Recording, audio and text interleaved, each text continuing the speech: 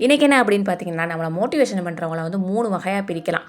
அது வந்து 3, 2, 1 அப்படின்னு சொல்லி பார்க்கலாமா? நம்ம ஏதாவது புதுசாக ஒரு விஷயம் செஞ்சுட்டு போய் அவங்க கிட்ட காமிக்கும்போது, அதாவது நம்ம எதுக்கு வேறு ஃபீல்டில் போக நம்ம ஃபீல்ட்லேயே வருவோம். நம்ம ஃபஸ்ட்டு ஏதாச்சும் ஒன்று ஸ்டிச் பண்ணிட்டு போய் நான் இது ஸ்டிச் பண்ணேன் அப்படின்னு காமிக்கும்போது, 3வதுல இருக்கிறவங்க என்ன சொல்லுவாங்க அப்படின்னா, பரவாயில்லையே நல்லா ஸ்டிச் பண்ணியிருக்கியே, நீ இது ஸ்டிச் பண்ணதே பெரிய விஷயம், பிள்ளைகளையும் பார்த்து வீட்டு வேலையும் பார்த்து இந்தளவுக்கு ஸ்டிச் பண்ணிக்கிறியே அதுவே பெருசு அப்படின்னு சொல்லுவாங்க. அதை கேட்டோன்னா நம்ம உள்ளம்லாம் அப்படி குளிர்ந்து போயிடும்.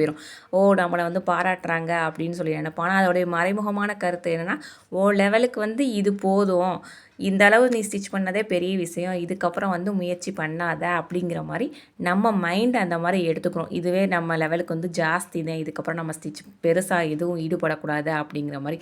2வது வகை என்ன அப்படின்னு பார்த்தீங்கன்னா, அவங்கக்கிட்ட போய் நீங்கள் ஸ்டிச் பண்ணதை காமிக்கும்போது, நல்லா ஸ்டிச் பண்ணியிருக்கிற, நல்லாயிருக்கு, ஃபஸ்ட் தடவை பண்ணும்போதே நல்லா பண்ணியிருக்க அப்படின்னு சொல்லுவாங்க. அதுலேயும் நம்ம சந்தோஷமாயிருவோம். அப்புறம் வந்து இன்னும் பெட்டராக பண்ணு, நல்லா இதை வந்து தொடர்ச்சியாக பண்ணி இன்னும் பெட்டராக பண்ணு அப்படின்னு சொல்லி நம்மளை வந்து பாராட்டுவாங்க. அதுலேயும் நம்ம மனசு வந்து குளிர்ந்து போயிடும். அதை வந்து நம்ம என்ன பண்ணுவோம்னா, நம்மளுக்கு 2 நாளைக்கு தான் அந்த மோட்டிவேஷன் வந்து தாக்கு பிடிக்கும். 2 நாளைக்கு மேலே அது நம்ம ஞாபகத்தில் இருக்காது, அது மோட்டிவேஷனாகவும் இருக்காது. நாமளே அதை மறந்து போயிடுவோம். ஃபஸ்ட்டு உள்ள வகை யாரா அப்படின்னா, நம்ம ஏதாச்சும் ஸ்டிச் பண்ணி அவங்கக்கிட்ட கொண்டு போய் காமிக்கும் போது அவங்க என்ன சொல்லுவாங்க, நீனா தச்ச இது என்னது கோணலும் மாணலுமா இருக்குது, ஏத்த இறக்கமாக இருக்குது, நல்லாவே இல்லை அப்படின்னு சொல்லி நம்ம கொடுத்த துணியை தூக்கி கீழே போட்டுருவாங்க. அதாவது நம்மக்கிட்டே தூக்கி அப்படியே போட்டுருவாங்க. அப்படி குறை சொல்கிறவங்கள பார்க்கும்போது நம்மளுக்கு என்ன தோணும், ரொம்ப கோவமாக வரும். இவங்க என்ன பெரிய இவங்களுக்கு இதை பற்றி எல்லாமே தெரியுமா அப்படிங்கிற மாதிரியே நம்ம யோசிச்சுக்கிட்டு இருப்போம்.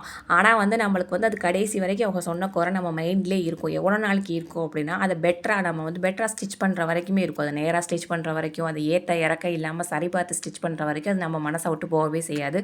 என்னதே நம்மளுக்கு வந்து அவங்க நம்மளை குறை சொல்லிட்டாங்க அப்படின்னு ஒரு கோவமே இருந்தாலுமே, அவங்க வந்து நல்லா ஸ்டிச் பண்ணிக்கிற அப்படின்னு சொல்கிற வரைக்கும் நம்ம மெனக்கெட்டுக்கிட்டே இருப்போம். அது அந்த ஒரு வார்த்தைக்காக நம்மளை நாமளே இம்ப்ரூவ் பண்ணிக்கிட்டே இருப்போம்.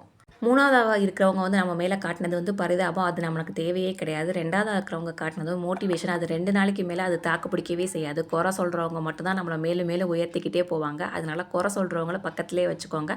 குறை சொல்கிறது வந்து ஒரு நல்ல விஷயந்தான். குறை சொல்கிறவங்கள நேசிங்க.